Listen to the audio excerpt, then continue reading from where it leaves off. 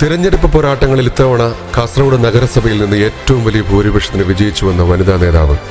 നിലവിൽ Vanitha league municipal പ്രസിഡന്റായും Asha worker association ജില്ലാ പ്രസിഡന്റായും PTH വോളണ്ടിയറായും പ്രവർത്തിച്ചു വരുന്നു. കൂടാതെ കാസർഗോഡിന്റെ സാംസ്കാരിക പൊതുപ്രവർത്തന മേഖലയിലെയും കുടുംബശ്രീ പ്രവർത്തനങ്ങളിലെയും സജീവ സാന്നിധ്യം കൊണ്ട് ജനഹൃദയങ്ങളിൽ സ്ഥാനം പിടിച്ച ശ്രീമതി നൈമുന്നിസ കാസർഗോഡ് നഗരസഭാംഗമാവുന്നത് 3ാം തവണയാണ്.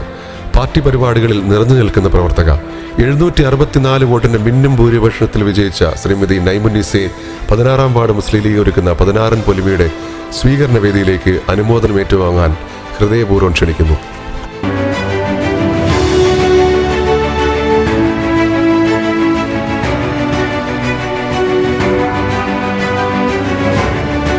വനിതാ ലീഗിന്റെ മുനിസിപ്പൽ പ്രസിഡന്റ് കൂടിയായ ശ്രീമതി നൈമുന്നിസയെ അവാർഡ് നൽകി സ്വീകരിക്കുന്നതിന് വേണ്ടി പ്രിയപ്പെട്ട മുൻ സ്റ്റാൻഡിംഗ് കമ്മിറ്റി ചെയർമാൻ ഖാലിദ് പച്ചക്കാടിനെ വേദിയിലേക്ക് സ്നേഹപൂർവ്വം ക്ഷണിക്കുന്നു.